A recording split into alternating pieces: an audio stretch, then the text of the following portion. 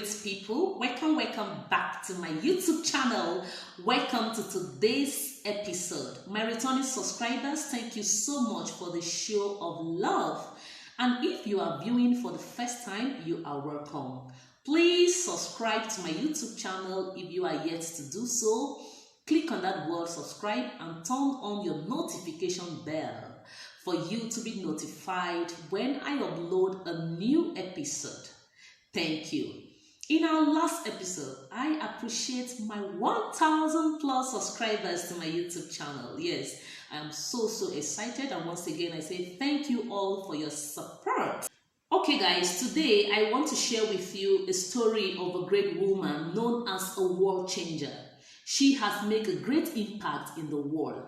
I'm sharing the story with you from a book titled You Can Be a World Changer by David C. This book contains 101 stories of great men and women known as world changers because they were able to make a difference in the world. So today I'm sharing with you the story of the first woman doctor. How was she able to achieve this great and celebrity status among other women? What led to her taking the decision to become a doctor even when it wasn't allowed for women to be doctors? You know, I love reading stories of great women and men like these because they inspire me a lot, okay? So guys, I'll be reading through the story and you and I will learn something from this story today. I encourage you all to listen as I read through the story. There are important lessons for you and I to learn from this great woman. Elizabeth Blackwell is the first woman doctor. She was born in 1821 and died in 1910. The day that Elizabeth went to visit a dying friend was a day that changed her life. Her friend told her with a long sigh that if she had only been treated by a lady doctor, she might not be dying. The woman had been too ashamed to mention her internal problems to a man. And by the time she finally did seek treatment, it was too late. Elizabeth walked away from her bedside with tears and a mission for her life. Although Elizabeth's family had once been rich, they had run into hard times and had immigrated to the United States when Elizabeth was 11 years old.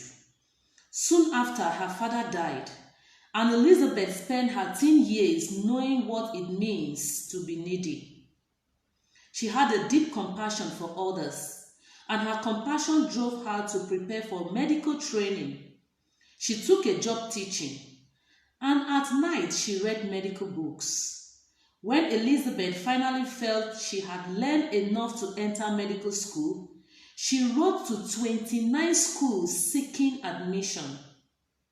Most did not reply, and others replied rudely that women were not meant to be doctors. Finally, a small medical college in New York put her admission to a vote of the dean, professors, and students. After several hours of debate, Elizabeth was accepted.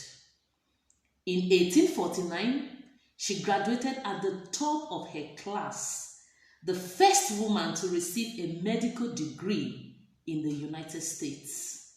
As difficult as it had been for Elizabeth to get into medical school, it was more difficult for her to find a job.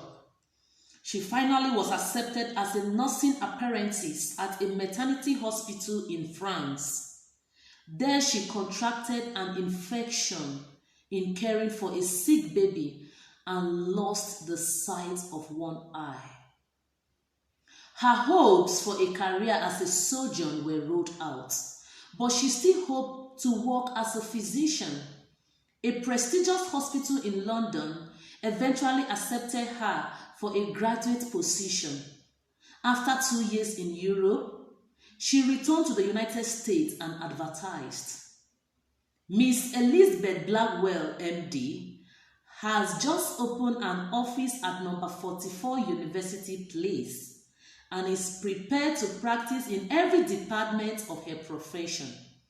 She received 3 letters from women asking her to call on them at their homes. When Elizabeth sought work at the large clinic, she was rejected with the reply, "Found your own dispensary." She snapped back, "I will." She rented the basement room of a Sunday school, ran ads in newspaper, and gave lectures about healthcare only for women. Many who attended her lectures became patients. Elizabeth had helped her younger sister Emily attend medical school and become a surgeon. Together they worked in the clinic. They saw 300 patients their first year and 3,000 patients their second year. Over the next 19 years, more than 1 million patients were seen at the clinic Elizabeth founded. She also wrote numerous articles and gave countless speeches to women about nutrition, the need for a clean air and exercise, and the importance of keeping one's body and house clean. She helped found and develop a curriculum for both a nursing school and a women's medical college, where she was a professor of hygiene.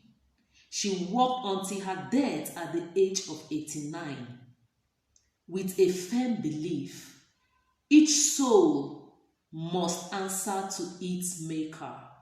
So I walk on in joyful faith. The story of Elizabeth Blackwell is so touching, and there are a lot of lessons to learn from the story. The first lesson from the story is having compassion for others.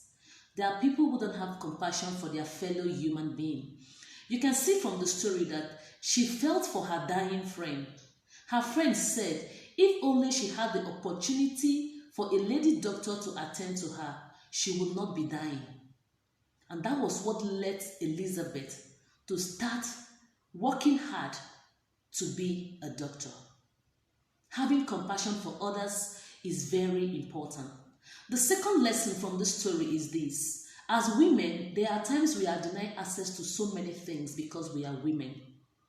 Even most women in their homes, they cannot take decisions because they are women. There are some leadership positions that women are not allowed to occupy because they feel that women are not qualified, women are not fit enough to occupy certain positions. Elizabeth Blackwell has shown us a good example. As a woman, there is no limit to what you can achieve.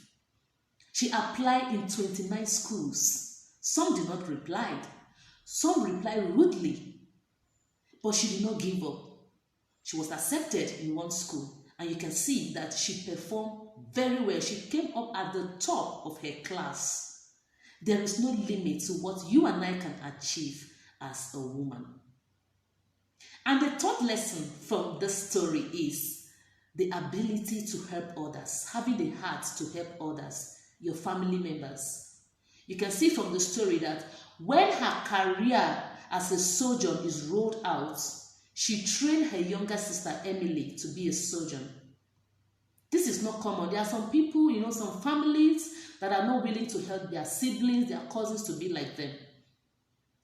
But Elizabeth Blackwell trained her younger sister Emily to also be a surgeon, and they work together in their clinic. So this is a good lesson for you and I to learn as women. Having compassion for others and believing in yourself as the woman. Today, we have millions of women all over the world who are doctors, and they are doing well in their profession. The conclusion of this story is world changers pursue a life of service to others rather than a self-serving life of money, fame, and glory. Elizabeth Blackwell is the first woman doctor. She died many years ago, but we are still talking about her today because she is a world changer. She makes a difference in the world. As a woman, what is that thing you are doing? What impact are you making in the world that you will be remembered for? Think about it. Thank you so much. See you in our next episode. Bye.